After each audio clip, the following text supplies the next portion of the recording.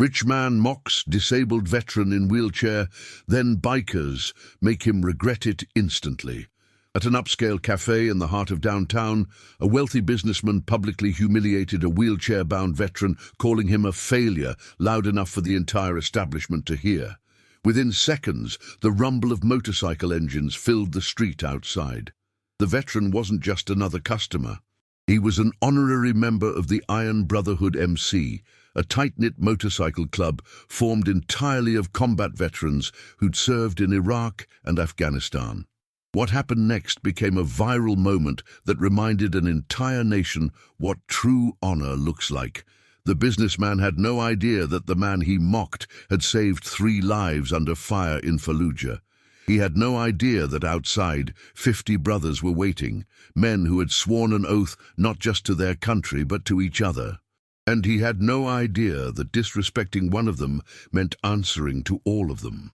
This is a story about dignity, about loyalty, about the kind of justice that doesn't come from courts or laws, but from the unbreakable code of those who've bled together. It's the story of Marcus Hawk Brennan, a man who lost his legs but never lost his brothers, and the day a bully learned what happens when you cross the line.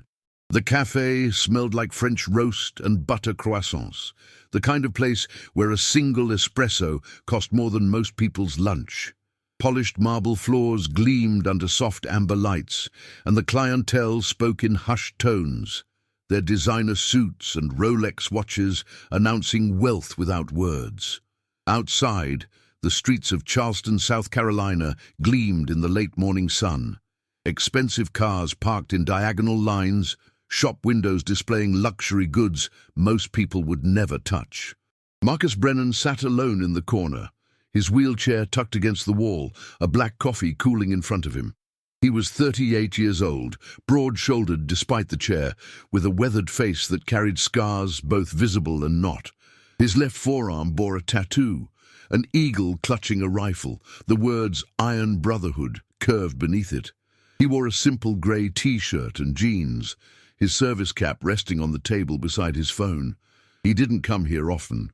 Places like this made him feel out of place, like a ghost wandering through someone else's life. But today was different. Today was the anniversary. 6 years since the IED that took his legs in Fallujah.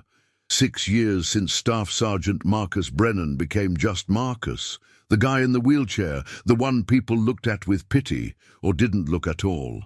He stared at the phone screen. A message from his old unit commander. "Still standing, Hawk. Proud of you." Marcus smiled faintly. Hawk. They'd called him that because he could spot threats a mile out, because he moved fast when it mattered. Now, he didn't move much at all. Across the room, a man entered. Tall, mid-40s, sharp Italian suit, silver cufflinks glinting as he gestured to the barista. His voice was loud, confident, the kind of voice used to getting its way. He ordered a macchiato and turned, scanning the room with the casual superiority of someone who believed the world existed for his convenience. His eyes landed on Marcus. For a moment nothing happened. The man's gaze swept over the wheelchair, the tattoo, the worn service cap. Then his lip curled, just slightly but enough. He leaned toward the woman beside him, a younger brunette in designer heels, and said something Marcus couldn't hear. She giggled, glancing over. Marcus looked away. He'd learned to ignore it, the stares, the whispers, the assumptions that because his legs didn't work, his mind didn't either. He took a sip of coffee, cold now, and checked his phone again. The man approached. Marcus felt him before he saw him, the shadow falling across the table, the faint scent of expensive cologne. He looked up slowly. "Excuse me," the man said, his tone dripping with false politeness. "Is this seat taken?" There were a dozen empty tables. Marcus said nothing, just shook his head. The man didn't sit. Instead, he leaned on the back of the chair, close enough that Marcus could see the diamond ring on his finger, the perfect whiteness of his teeth. "You know," the man said, voice low but audible to those nearby, "I always wonder what people like you do all day. Just sit around, right? Living off taxpayer money?" Marcus's jaw tightened. He set the coffee down carefully. his hand steady despite the heat rising in his chest. "I think you should move along," he said quietly. The man laughed, sharp, theatrical. "Move along? That's rich. You're the one who can't move, buddy." He straightened, looking around as if inviting the room to share the joke. "I work 80 hours a week. I built my own business. And guys like you get a free pass because you chose to go play soldier." A few people turned now, eyes widening. The barista froze mid-pour. The woman in heels looked uncomfortable, tugging at the man's sleeve. "Jason, come on." He shook her off. "No, seriously. What did you even accomplish over there? Lose your legs and come home a failure?" He gestured at the wheelchair. "That's your legacy? Pathetic." Marcus didn't move. His hands rested on the armrests of his chair, fingers pressing into the worn leather. He could feel his pulse in his temples, the old anger rising, the kind that used to get him in trouble before the military taught him control. He breathed slowly, eyes locked on the man's face. "You done?" Marcus asked, his voice flat. Jason smirked. "Yeah, I'm done. Just thought someone should say it." He turned to walk away, victorious, already dismissing Marcus from his mind. And then the sound came.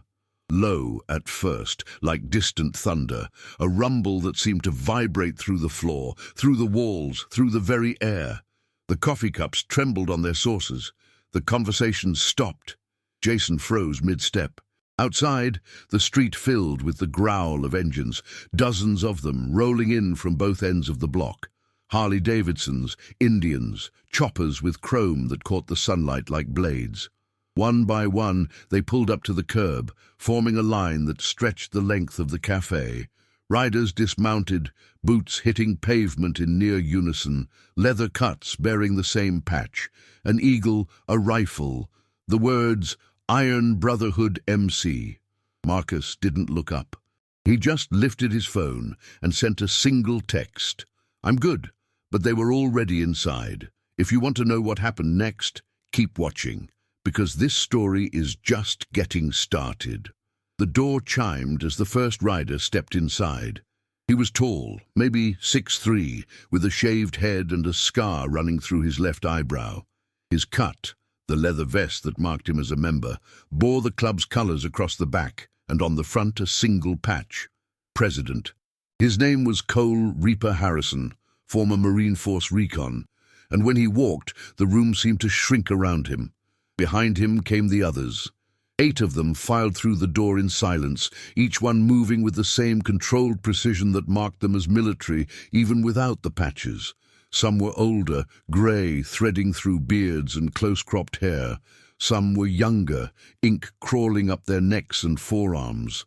All of them carried the same look in their eyes, the kind of quiet intensity that came from seeing things most people only had nightmares about. Jason stood frozen near the counter, his macchiato forgotten in his hand. The woman beside him had gone pale, her fingers still clutching his sleeve. The cafe had fallen into a silence so complete that the hiss of the espresso machine sounded like a scream. Cole stopped in front of Marcus's table. He looked down at his brother, then at the half-drunk coffee, then at Jason. His expression didn't change, but something shifted in his eyes, something cold and patient. "Hawk," Cole said, his voice low and steady. "You good?" Marcus nodded once. "I'm good." "You sure?" "Yeah." Cole turned to face Jason. The businessman had recovered some of his composure, though his hand trembled slightly as he set the cup down. "Look," Jason said, forcing a smile, "I think there's been a misunderstanding." "No misunderstanding," Cole said. His voice was quiet, almost conversational, but it cut through the room like a blade. "You insulted my brother, called him pathetic, said he was a failure." Jason's smile faltered. I was just making conversation. I didn't mean—" "You meant every word." Cole took a step closer, and Jason instinctively stepped back, his shoulder bumping the counter. "You saw a man in a wheelchair and thought you could say whatever you wanted because he couldn't do anything about it. That about right?" The other riders had spread out now, forming a loose semicircle around the table. None of them spoke. None of them needed to. Their presence alone was a statement. 8 men who had walked through fire together, who had carried each other's wounded, who would walk through fire again if one of their own needed them. Jason's face had gone from red to pale. I have money. If this is about money." "Money?" One of the riders laughed, a short, bitter sound. His name was Devon Doc Martinez, former army medic, and his hands, scarred from years of stitching wounds in the field, flexed at his sides. "You think this is about money?" "We don't want your money," Cole said. His tone hadn't changed, but there was steel beneath it now, the kind of authority that came from leading men in combat. "We want you to apologize." Jason blinked. "What? You heard me?" Cole nodded toward Marcus. "You insulted a better man than you'll ever be. So you're going to walk over there, look him in the eye and apologize. And you're going to mean it." For a moment, Jason just stared, his mouth opening and closing like a fish. Then he looked around, at the riders, at the few customers who hadn't fled, at the barista who was gripping a towel like it might protect her. "This is insane," he muttered. "You can't just—" "We can," Cole said simply. "And we are. So the question is whether you do this the easy way or the hard way." Jason's jaw worked. His pride, the same pride that had let him mock a disabled veteran in public, warred with the very real understanding that he was surrounded by men who would not be intimidated by wealth or bluster. Finally, he swallowed and nodded. He crossed the cafe slowly, his expensive shoes clicking on the marble. The woman stayed by the counter, her face turned away. Jason stopped a few feet from Marcus's table, his hands clenched at his sides. "I'm sorry," he said, the words clipped and forced. Marcus looked up at him, his expression unreadable. "For what?" Jason's face flushed. For what I said. About you. About—" He gestured vaguely at the wheelchair. "About all of it." "Say it like you mean it," Marcus said quietly. "Or don't say it at all." Jason exhaled shakily. For the first time, the smugness was gone, replaced by something that might have been shame. "I'm sorry," he said again, slower this time. "I had no right to say those things. You served your country. You sacrificed more than I ever have. I was out of line." Marcus studied him for a long moment, then he nodded once. "Accepted." Jason turned to leave, but Cole's voice stopped him. "One more thing." The businessman froze. "You're paying for his coffee," Cole said, "and everyone else is in here. Consider it a donation to the cause." Jason didn't argue. He pulled out his wallet, hands shaking, and handed his credit card to the barista. "Whatever they want," he muttered. "All of it." Then he was gone, the door chiming behind him, the woman in heels hurrying after. From Charleston, South Carolina, at 11:47 a.m., this moment became the beginning of something much bigger. The cafe remained silent for a few heartbeats after Jason left. Then slowly, like breath returning to a held chest, movement resumed. The barista exhaled and began making drinks. A few customers whispered to each other, eyes darting toward the riders. One elderly man near the window raised his coffee cup in a silent salute toward Marcus, who nodded in return. Cole pulled out a chair and sat across from his brother, his massive frame making the delicate furniture look like a child's toy.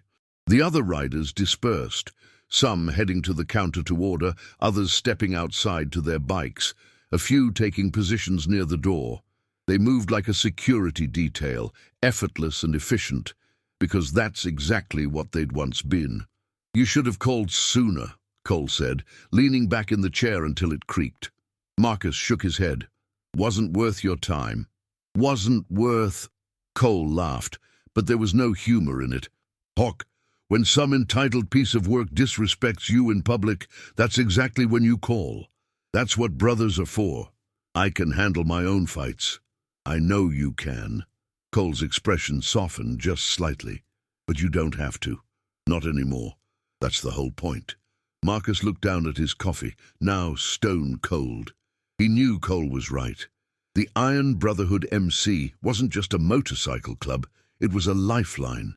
Every member was a veteran, men who'd come home from war zones to find that civilian life didn't have a place for them anymore. The brotherhood gave them purpose, structure, and most importantly, each other. When one of them hurt, all of them felt it. When one needed help, all of them answered. Devon Doc Martinez returned from the counter with 2 fresh cups of coffee and set one in front of Marcus.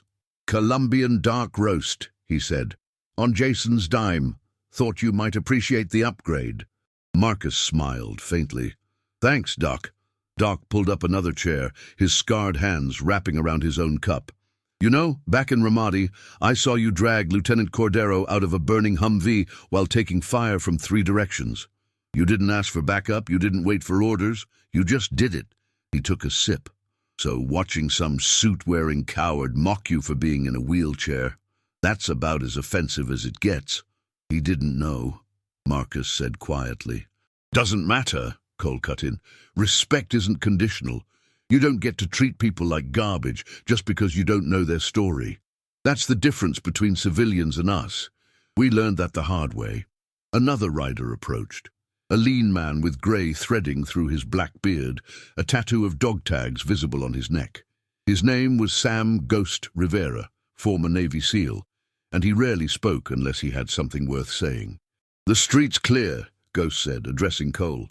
"A few people recorded video on their phones, but nothing hostile, mostly just curious." Cole nodded. "Good. Let them record. Let them share it. People need to see what happens when you disrespect a vet." Ghost's gaze shifted to Marcus. "You all right, Hawk?" "Yeah," Marcus said, and for the first time, he meant it. The anger that had burned in his chest when Jason spoke those words was cooling now, replaced by something steadier. Gratitude, pride, the knowledge that he wasn't alone. "This is going to go viral, you know," Doc said, scrolling through his phone. "Already seeing posts on social media. Bikers defend disabled vet. Rich guy learns respect the hard way. People eat this stuff up." Marcus frowned. "I didn't do this for attention." "We know," Cole said. "But that doesn't mean it won't make a difference. Every time someone sees that video, they'll remember that disrespecting a veteran has consequences. That's a lesson worth spreading." The barista approached cautiously, carrying a tray of pastries. Excuse me," she said, her voice soft. "These are on the house, for all of you. And thank you for what you did. My brother's in the army, deployed in South Korea. I wanted you to know that meant something." Cole took the tray with a nod. "Tell your brother we said thank you, and stay safe." She smiled, tears glistening in her eyes, and hurried back to the counter. Marcus watched her go, something tightening in his throat. This was why they did it. Not for glory, not for recognition, but because someone had to stand up. Someone had to remind the world that honor still mattered, that loyalty still existed, that the men and women who wore the uniform deserved more than pity or dismissal. "All right," Cole said, standing and clapping a hand on Marcus's shoulder. "We've made our point. Let's ride." The others rose as one, finishing their drinks and heading for the door. Marcus wheeled himself toward the exit, Ghost holding the door open. Outside, the line of motorcycles waited, chrome gleaming in the sun. Passers-by had stopped to watch, some taking photos, others just staring in awe. Marcus's bike was modified, a custom trike with hand controls, built specifically for him by the club's mechanic. It sat at the front of the line, black and silver, an eagle painted on the gas tank. He transferred from the wheelchair to the seat with practiced ease, folding the chair and securing it to the back.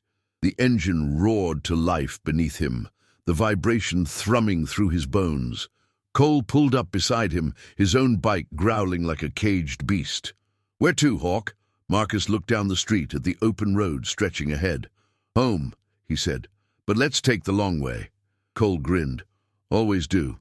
"Ah, and with that, the Iron Brotherhood MC rolled out, engines echoing through the city like thunder. If you enjoyed this, hit that like button, because this story is far from over. By the time the Iron Brotherhood reached the outskirts of Charleston, the video had already been viewed over 200,000 times. A college student sitting near the window had filmed the entire confrontation on her phone. Jason's mockery, Marcus's quiet dignity, the arrival of the bikers, and the forced apology.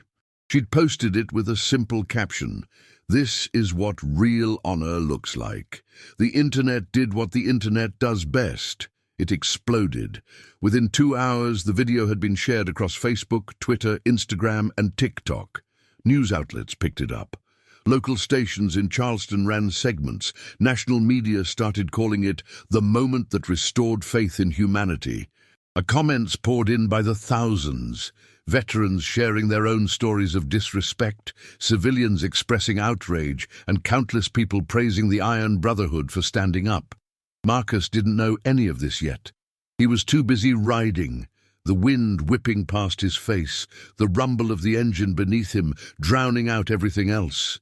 This was freedom, not the absence of constraints, but the presence of purpose. On the bike, he wasn't the guy in the wheelchair. He was Hawk again, a brother, a rider, a man who mattered. They rode through the low country, past marshes where egrets stood like white sentinels, through small towns where Spanish moss hung from ancient oaks, along highways where the asphalt shimmered in the afternoon heat. The formation was tight. Cole at the front, Marcus beside him, the others staggered in pairs behind. They moved like a single organism, instinct and training allowing them to anticipate each other's movements. 20 miles outside the city, they pulled into a roadside diner called Betty's Place, a squat building with peeling yellow paint and a neon sign that flickered in the daylight. It was the kind of place where the coffee was always hot. The pie was homemade, and nobody asked questions. Inside, the air smelled like bacon grease and fresh biscuits. The riders filed in, boots thudding on the linoleum floor. A waitress in her 60s looked up from behind the counter, took one look at the leather cuts and grinned. "Well, well," she said, hands on her hips. "The Brotherhood's back. Usual table." "You know it, Betty," Cole said, leading the way to a long booth in the back. They settled in, Marcus transferring from his trike to a wheelchair he kept in the diner's storage closet. Betty had offered to hold it for him months ago, and it had become a regular stop on their rides. The crew ordered without looking at menus. Everyone knew what they wanted by now. It was Ghost who finally broke the news. He'd been scrolling through his phone, his expression unreadable as always, but now he looked up and met Marcus's eyes. "You've gone viral, Hawk." Marcus frowned. "What?" Ghost turned the screen toward him. The video played in silence, but Marcus could see it all. Jason's sneer, the arrival of the bikes, the apology. The view count had climbed to 500,000. "Jesus," Doc muttered, leaning over to watch. "Look at the comments. People are calling us heroes." "We're not heroes," Marcus said quietly. "We just did what anyone should do." "That's the point," Cole said, taking the phone and scrolling through the reactions. "Most people don't do it. They see something wrong, and they look the other way. We didn't, and that's why it matters." Betty arrived with a tray of sweet tea, her eyes sharp despite her age. "What's all the fuss about?" Cole handed her the phone. She watched the video in silence, her expression hardening as Jason spoke, softening when the bikers arrived. When it ended, she handed it back and looked at Marcus. "That man's lucky you didn't break his jaw," she said flatly. Marcus shrugged. "Wouldn't have solved anything." "Maybe not," Betty said, "but it would have felt good." She patted his shoulder and headed back to the kitchen, calling over her shoulder, "Lunch is on me today, boys." Every damn bite. The crew erupted in cheers and thanks, but Marcus just stared at the phone screen, watching the view count tick higher. He'd never wanted attention, never asked for it. But maybe Cole was right. Maybe this was bigger than one moment in a cafe. Maybe it was a reminder that respect still mattered, that standing up for each other still meant something. "Hey, Hawk!" A young man approached the table, maybe 20 years old, wearing a ball cap and nervously clutching his phone. "I'm sorry to bother you, but are you the guy from the video?" Marcus hesitated, then nodded. "Yeah, that's me." The kid's face lit up. "Man, that was incredible. My dad's a vet. Iraq, 2 tours. He saw the video and he..." Well, he cried, actually. Said it was the first time in years he felt like someone had his back. The kid extended his hand. Thank you. Seriously, thank you. Marcus shook his hand, something warm and unfamiliar blooming in his chest. Tell your dad thank you. For his service. I will. The kid nodded, backing away with a grin. You guys are legends. As the kid left, Doc leaned back and whistled low. Legends, huh? I could get used to that. Don't, Cole said, but he was smiling. We're not here for fame. We're here for each other. Marcus lifted his glass of sweet tea, and the others followed suit. To the brotherhood, he said. To the brotherhood, they echoed, glasses clinking together like bells. 3 days after the video went viral, Marcus received a phone call that changed everything. He was in his garage, rebuilding a carburetor for his trike, grease staining his hands, and old rock music playing from a radio on the workbench. The phone buzzed on the counter, an unknown number flashing on the screen. He almost ignored it. Telemarketers and scammers had been relentless since the video spread. But something made him answer. Marcus Brennan, he said, wiping his hands on a rag. Sergeant Brennan? The voice was formal, clipped military. This is Captain Lena Morris, U.S. Army Public Affairs. I'm calling regarding the incident at the Charleston Cafe. Marcus's jaw tightened. What about it? We'd like to discuss the optics of the situation. The video has generated significant media attention, and there are concerns about the representation of veterans in confrontational scenarios.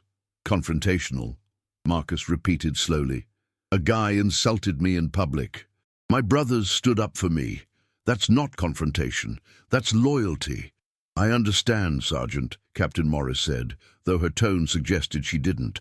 However, the presence of a motorcycle club, even one composed of veterans, can be perceived as intimidating. We're concerned about the message it sends. Marcus felt heat rising in his chest, the old anger that never quite disappeared. The message it sends is that veterans look out for each other, that disrespect has consequences. What's wrong with that? There was a pause on the line. Nothing, in theory, but in practice the imagery of bikers surrounding a civilian can be problematic. We'd appreciate it if you could make a public statement clarifying that the Iron Brotherhood MC is a peaceful organization. We are a peaceful organization, Marcus said, his voice low and hard, but we're also not pushovers. If someone crosses the line, we respond. That's the code. Ooh, Sergeant. I'm not a sergeant anymore, Marcus interrupted. I'm just a guy in a wheelchair who got lucky enough to have brothers who give a damn. And if the Army has a problem with that, they can take it up with someone who still wears the uniform. He hung up before she could respond, his hand shaking slightly as he set the phone down. The garage felt smaller suddenly, the walls pressing in. He took a deep breath, forcing his pulse to slow, but the damage was done.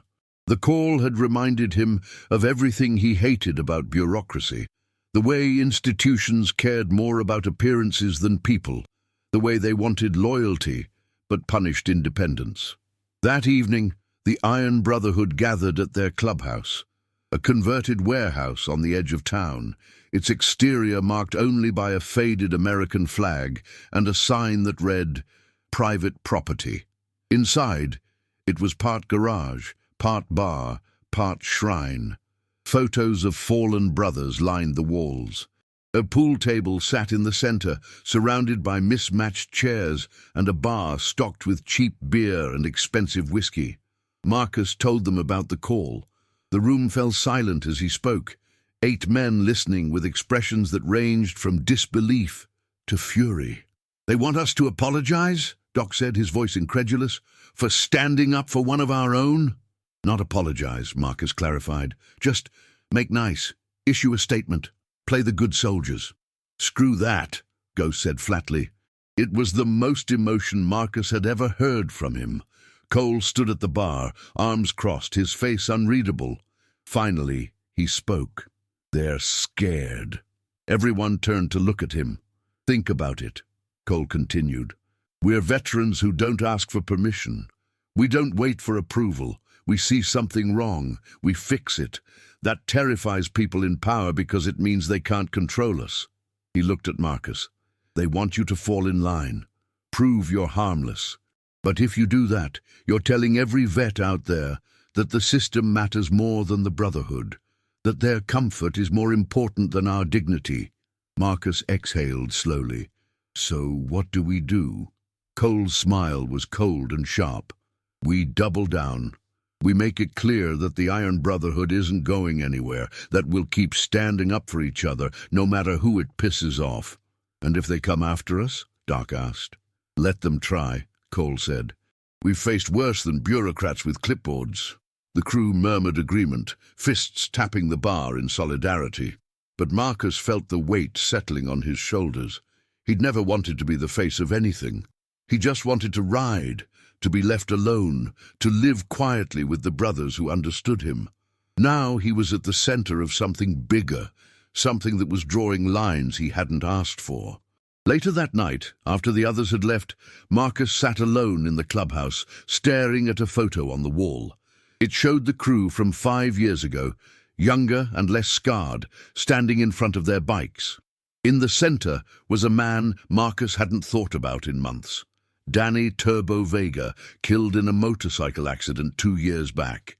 Danny had always said the same thing. Brotherhood isn't a choice. It's a promise.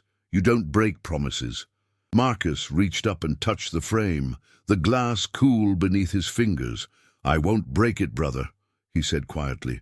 I promise. Outside, the sound of a single motorcycle engine rumbled to life and faded into the night. The statement came not from Marcus, but from the Iron Brotherhood MC as a collective. Cole drafted it, Doc edited it, and Ghost posted it on every social media platform they had. It was short, direct, and uncompromising. The Iron Brotherhood MC is a veteran-owned motorcycle club dedicated to honor, loyalty, and mutual support. We do not apologize for standing up for our brothers. We do not regret defending a man who sacrificed his legs for this country, and we will not be silenced by those who value comfort over courage. If that makes us controversial, so be it. Some things are worth fighting for. The response was immediate and overwhelming. Within 24 hours, the statement had been shared over 1 million times. Hashtags like Stand with Vets and Iron Brotherhood trended nationally. Veteran organizations voiced their support. Other motorcycle clubs, not just veteran groups but civilian clubs across the country, issued statements of solidarity. But the backlash came too. Editorials appeared in major newspapers questioning whether vigilante justice was appropriate, even in defense of a veteran. Talk show hosts debated whether the bikers had overstepped. A few politicians called for investigations into motorcycle clubs operating outside the law, though they were careful not to mention the Iron Brotherhood by name. Marcus watched it all from his living room, his phone buzzing non-stop with messages of support and hate in equal measure. Some praised him as a hero, others called him a thug. A few threatened violence, though those were reported to the police and quickly handled. It was exhausting. He'd gone from anonymity to notoriety in less than a week, and he hated every second of it. But every time he thought about issuing a retraction, about stepping back and letting the noise die down, he remembered Jason's words, "You chose to go play soldier." He remembered the sneers, the assumptions, the casual cruelty of a man who thought disability meant weakness. And he remembered the look on the barista's face when she thanked them for standing up. The kid at the diner whose father had cried watching the video. The messages from veterans across the country saying they finally felt seen. One message in particular stuck with him. It came from a woman named Rachel Torres, a former army captain who'd lost an arm in Afghanistan. She wrote, "I've been mocked in public more times than I can count. People assume I'm helpless or bitter or looking for sympathy. I've learned to ignore it, but it never stops hurting. Watching your brothers stand up for you reminded me that I'm not alone, that there are still people who believe honor matters. Thank you for not backing down." Marcus read the message 3 times, each word sinking deeper. This wasn't about him. It had never been about him. It was about every veteran who'd been dismissed, pitied, or ignored. It was about proving that they were still a force, still a brotherhood, still worth defending. The Iron Brotherhood organized a rally 2 weeks later. They called it a Ride for Respect, a cross-country motorcycle convoy starting in Charleston and ending in Washington, D.C. The goal was simple: raise awareness for veteran issues, honor those who'd served, and demonstrate that the Brotherhood was alive and well. News of the rally spread like wildfire. Veteran groups from across the country pledged to join. Civilian bikers signed up by the hundreds. Local communities along the route volunteered to provide food, lodging, and support. Within days, what had started as a simple ride had become a movement. Marcus was terrified. "I can't do this," he told Cole the night before the rally, his voice tight. "I'm not a leader. I'm not a spokesperson. I'm just—" "You're Hawk," Cole interrupted. "You're the guy who pulled 3 men out of a kill zone under fire. The guy who rebuilt his life after losing his legs. The guy who reminded an entire country what honor looks like." He leaned forward, his eyes fierce. "You don't have to be perfect, brother. You just have to show up. That's all any of us can do." The morning of the rally dawned clear and bright. Hundreds of motorcycles lined the streets of Charleston, their chrome and paint gleaming in the sun. Veterans stood beside their bikes, some in cuts, some in uniform, some in civilian clothes. All of them wore the same expression: pride, determination, and something deeper: hope. Marcus wheeled himself to the front of the line, where his custom trike waited. The crew surrounded him: Cole, Doc, Ghost, and the others, each one checking their bike, adjusting their gear, preparing for the ride ahead. A reporter approached, microphone in hand, camera crew trailing behind. "Mr. Brennan, can we ask you a few questions?" Marcus hesitated, then nodded. "Make it quick. What do you hope to accomplish with this rally?" Marcus looked at the hundreds of riders behind him, at the flags flying in the breeze, at the faces of men and women who'd given everything for their country and asked for nothing in return. "I want people to remember," he said quietly, "that we're not broken, that we're not victims, that we're still here, still fighting, still standing up for each other, and that as long as we have breath in our lungs, we'll keep riding." The reporter nodded, visibly moved. "Thank you, sir." Marcus started his engine, the roar echoing down the street. Behind him, hundreds of engines answered, and with that, the Ride for Respect began. If you're enjoying this story, hit that like button and let us know. This journey is about to get even more powerful. The convoy stretched for miles, a river of chrome and leather flowing north along Interstate 95. At the front rode the Iron Brotherhood, their formation tight and disciplined. Behind them came veterans from a dozen different clubs: the Patriot Guard, the Warrior Brotherhood, the American Legion Riders, and countless independent groups who'd joined for the cause. And behind them, civilian riders who'd never worn a uniform but believed in the mission just the same.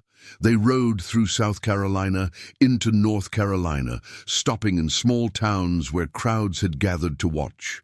In Fayetteville, home to Fort Bragg, active duty soldiers lined the highway, saluting as the convoy passed.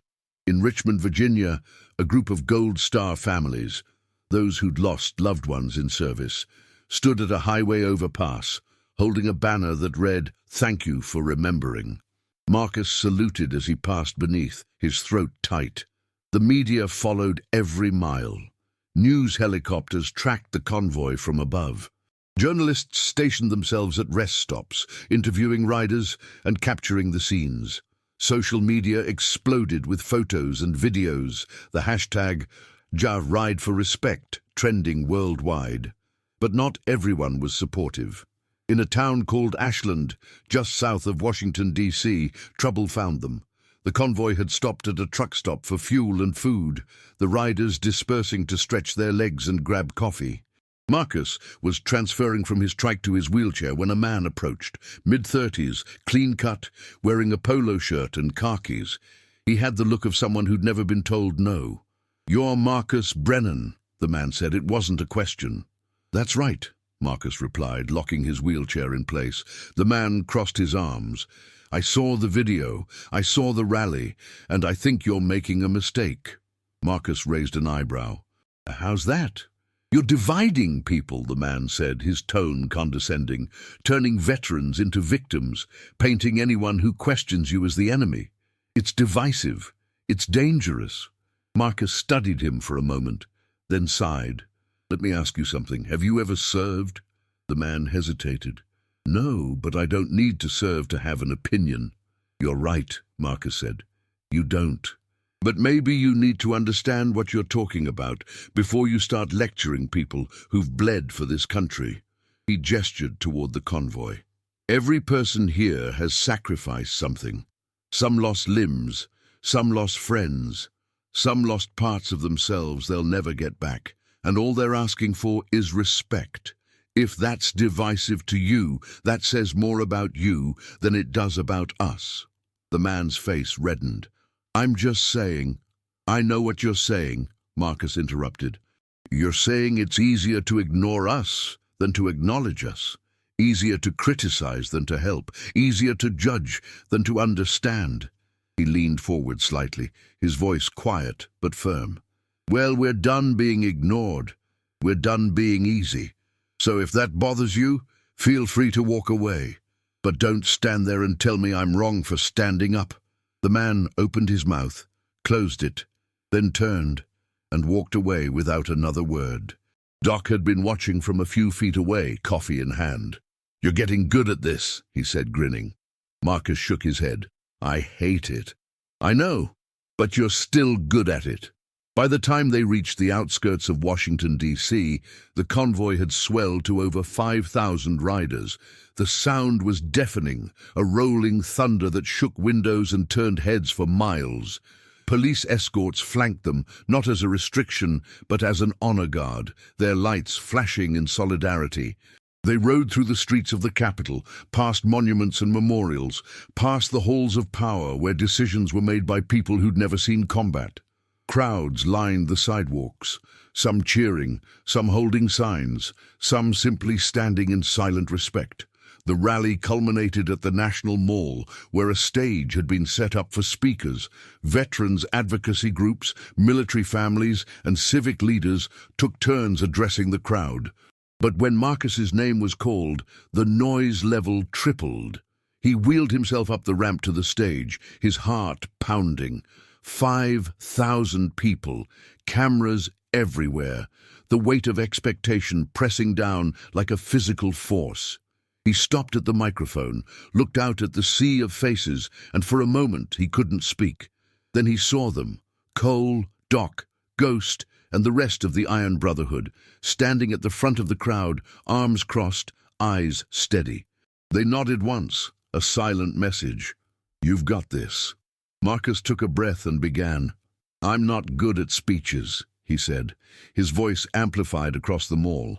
I'm a soldier, or at least I was. Now I'm just a guy in a wheelchair trying to live with dignity. He paused. A few weeks ago, a man told me I was a failure, that I'd wasted my life, that I didn't matter. And for a moment, I believed him. The crowd was silent, every eye on him. But then my brothers showed up, Marcus continued, his voice stronger now. They reminded me that I'm not alone, that none of us are, that as long as we stand together, no one can make us feel small. And that's what this rally's about. Not revenge, not anger, just remembering. Remembering that we still matter, that our sacrifices still count, that we're still here. The crowd erupted in applause, the sound washing over him like a wave. Marcus closed his eyes, letting it sink in. He'd found his voice, and he wasn't done using it. The rally ended at sunset, the sky over Washington, D.C., painted in shades of gold and crimson. The crowd dispersed slowly, riders shaking hands and exchanging contact information, promises to stay in touch, to support each other. Marcus sat at the edge of the stage, exhausted but strangely at peace. He'd done it. He'd stood in front of thousands and spoken his truth, and they'd listened. But the fight wasn't over. 2 days after returning to Charleston, Marcus received a formal letter from the Department of Veterans Affairs. The envelope was unmarked, official, the kind of correspondence that always carried bad news. He opened it with trembling hands and read the contents once, then twice, then a third time, disbelief turning to anger. It was a notice of investigation. The VA was reviewing his disability benefits in light of recent activities that may indicate physical capabilities inconsistent with documented limitations. In other words, because he'd been seen riding a motorcycle and speaking publicly, they were questioning whether he was actually disabled. Marcus crumpled the letter in his fist, rage boiling in his chest. He wanted to scream, to throw something, to ride until the anger burned itself out. Instead, he called Cole. "They're coming after my benefits," Marcus said without preamble, "claiming I'm faking it." There was a long silence on the other end. Then quietly, Cole said, "We need to meet. All of us. Tonight." The Iron Brotherhood gathered at the clubhouse, the mood somber. Marcus laid the letter on the bar, and each member read it in turn, their expressions darkening. "This is retaliation," Doc said, his voice tight. "They can't silence you, so they're trying to destroy you." "It's legal," Ghost added. "They have the right to review benefits if there's suspicion of fraud, but the timing's no coincidence." "So what do we do?" Marcus asked, looking at Cole. The president of the Iron Brotherhood leaned against the bar, his jaw set. "We fight. We get you a lawyer. We document everything, medical records, witness statements, expert testimony.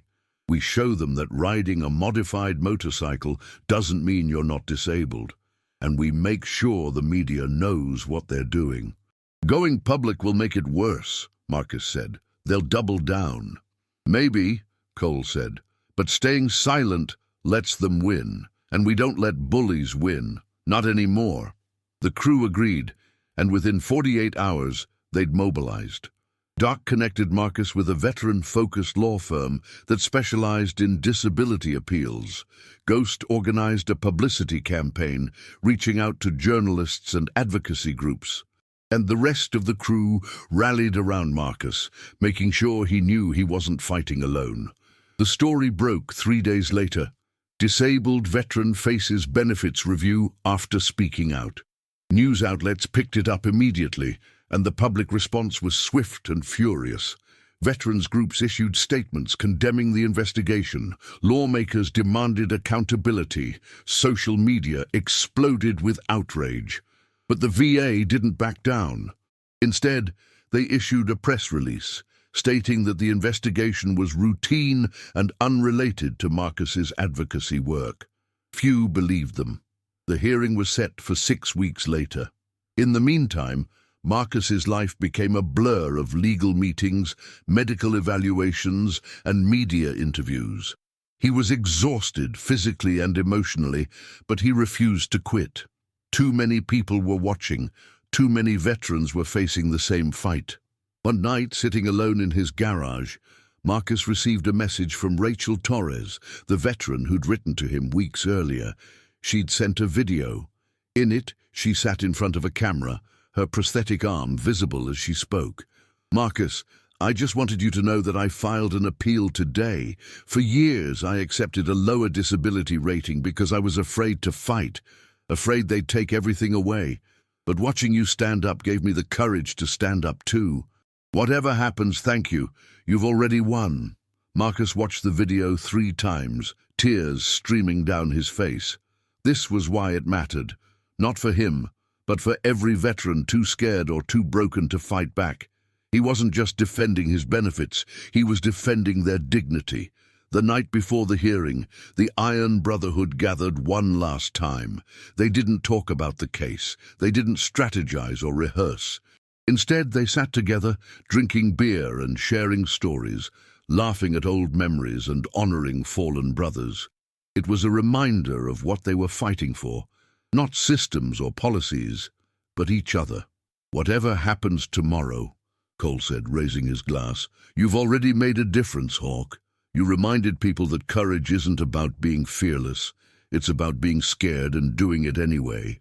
Marcus raised his own glass, his hand steady. "To the Brotherhood." "To the Brotherhood," they echoed. The next morning, Marcus arrived at the VA office in Charleston, flanked by Cole and Doc. Outside, over 200 bikers had gathered in silent protest, their motorcycles forming a wall of solidarity. News cameras captured it all. The leather cuts, the flags, the quiet defiance. Inside, Marcus faced a panel of 3 reviewers, his lawyer beside him. The hearing lasted 4 hours, every detail of his medical history scrutinized, every aspect of his life questioned. But when it ended, the lead reviewer looked at Marcus and said something unexpected. "Sergeant Brennan, we've reviewed the evidence. Your benefits will remain unchanged, and for what it's worth, thank you for your service." Marcus nodded once, too overwhelmed to speak. Outside, the bikers erupted in cheers as the news spread. 6 months after the hearing, the Iron Brotherhood MC was stronger than ever. Membership had tripled, with new chapters forming in 7 states. The Ride for Respect had become an annual event, drawing tens of thousands of participants, and Marcus had become something he'd never intended to be, a symbol. He hated the attention, but he'd learned to live with it, because for every interview he gave, every speech he made, he received messages from veterans who'd found hope, civilians who'd learned respect, and families who'd felt seen. The cost had been high: sleepless nights, constant scrutiny, the loss of his privacy, but the reward was higher. He'd kept the promise. He'd stood up. He hadn't backed down. On a cool October morning, 1 year to the day after the incident at the cafe, Marcus returned to the same spot. The Iron Brotherhood rode with him, 50 bikes rolling through the streets of Charleston in perfect formation. They parked outside the cafe, engines rumbling to silence, and Marcus wheeled himself inside. The place was the same: marble floors, amber lighting, the smell of expensive coffee, but this time the manager was waiting. She was a woman in her 50s, professional and kind, and she greeted Marcus with a smile. "Mr. Brennan," she said, extending her hand, "thank you for coming." Marcus shook it, confused. "You invited me. I wasn't sure why." She gestured toward the corner where he'd sat that day. A plaque had been mounted on the wall, polished brass with engraved lettering, in honor of Sergeant Marcus Hawk, Brennan and the Iron Brotherhood MC. "May we never forget that respect is earned through sacrifice, and courage is standing up when it matters most. October 13th, 2024. Marcus stared at it, unable to speak. Behind him, the crew had filed in quietly, standing in a loose semicircle. Cole put a hand on his shoulder. "They wanted to do something," Cole said. "To make sure people remember." The manager nodded. "After what happened here, we realized we had a responsibility to honor those who serve, to teach respect. This plaque is a reminder, not just for our customers, but for us." She paused, her voice softening. "You changed this place, Mr. Brennan. You changed all of us." Marcus swallowed hard, his throat tight. "I didn't do anything special." "You stood up," she said simply. "That's more than most people ever do." The crew stayed for coffee, the manager insisting it was on the house. Customers came and went, some recognizing Marcus and stopping to shake his hand, others simply nodding in respect. It was a quiet moment, unremarkable in many ways, but it felt like closure, like the circle had been completed. Later that afternoon, the Iron Brotherhood rode out to a place they visited once a year, a small cemetery on the edge of town where Danny Turbo Vega was buried. They parked their bikes in a line along the fence, walking silently to his grave. The headstone was simple: his name, his dates, and the words, "Brother, Rider, Hero." Marcus wheeled himself to the front, the others standing behind him. He reached out and touched the headstone, the granite cool beneath his fingers. "We kept the promise, Turbo," Marcus said quietly. "We stood up. We didn't back down. And we're still here, still riding, still fighting for each other." He paused, his voice breaking slightly. "I wish you could have seen it, brother. You would have been proud." Cole stepped forward, placing a small bottle of whiskey at the base of the stone, a tradition they'd started years ago. "To Turbo," he said, his voice rough with emotion. "The brother who taught us what loyalty means." "To Turbo," the crew echoed. They stood in silence for a long moment, the wind rustling through the trees, the sun dipping low on the horizon. Then, one by one, they returned to their bikes, engines roaring to life, and rode into the fading light. That evening, Marcus sat in his garage, the door open to the street, the sound of crickets filling the night air. His phone buzzed with messages, veterans thanking him, journalists requesting interviews, invitations to speak at events. He'd answer them eventually, but for now, he just sat, staring at his bike, feeling the weight of the past year settle into something manageable. A message came through from Rachel Torres. "Just finished my first solo ride since losing my arm. Thought you'd want to know. Thank you for showing me it's possible." Marcus smiled, typing back, "Proud of you. Keep riding." He set the phone down and looked at the tattoo on his forearm. The eagle, the rifle, the words Iron Brotherhood. It wasn't just ink. It was a promise. A reminder that he wasn't alone, that he never had been. That no matter how hard the road got, his brothers would be there, riding beside him. Outside, the sound of a single motorcycle approached. Cole pulled up, cutting the engine and dismounting. He leaned against the garage door, arms crossed, a faint smile on his face. "Thought you might want company," he said. Marcus nodded. "Always." They sat together in comfortable silence, the kind that only comes from years of shared experience. The garage smelled like motor oil and old leather, familiar scents that grounded Marcus in the present. Cole pulled out 2 bottles of beer from a cooler he'd brought, popping the caps and handing one to Marcus. "You know," Cole said after a long drink, "when I started this club, I thought it would just be a way for guys like us to ride together, keep the loneliness at bay, maybe help each other through the hard days." "It's been more than that," Marcus said. "Yeah." Cole nodded, staring out at the street. "It became family, the kind you choose, the kind that shows up when the world tries to knock you down." He glanced at Marcus. "You gave us something this year, Hawk. Purpose. A reminder of why we do this." Marcus shook his head. "I didn't give you anything. You were already there. You've always been there." "That's the point," Cole said. "We're always there. For each other. That's the promise we made when we put on these cuts. That's the promise we keep every time we ride." He raised his bottle. "To promises kept." Marcus touched his bottle to Cole's, the glass clinking softly. "To promises kept." They drank in silence, watching the stars begin to appear in the darkening sky. Somewhere in the distance, the sound of motorcycle engines echoed.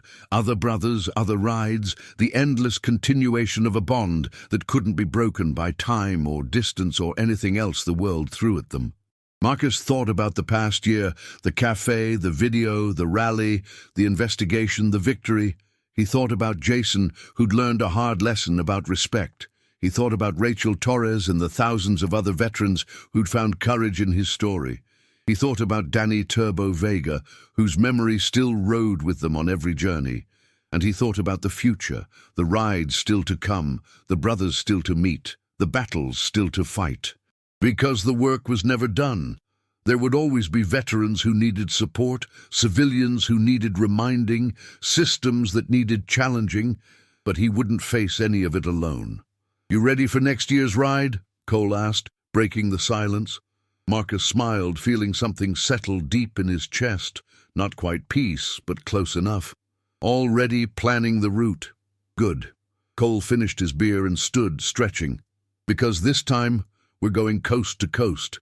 3 weeks, 20 states, every major city. We're going to show the whole country what the Brotherhood looks like." "Ambitious," Marcus said. "We've done harder." Cole clapped him on the shoulder. "Get some rest, Hawk. We ride at dawn." As Cole's bike roared away into the night, Marcus sat alone in his garage, the sound fading to silence. He looked at his custom trike, at the eagle painted on the tank, at the road stretching out beyond his door.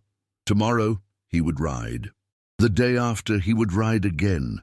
And every day after that, for as long as his brothers needed him, for as long as there were promises to keep, he would keep riding.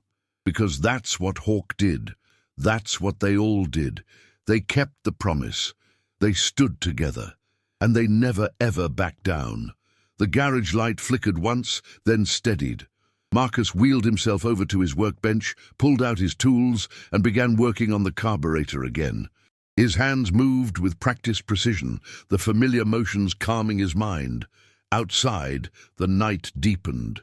The stars grew brighter, and somewhere in the distance, the sound of brotherhood rolled on, eternal and unbreakable, a promise written in chrome and leather, and the unshakable bond of those who'd walked through fire together and come out the other side still standing, still riding, still brothers.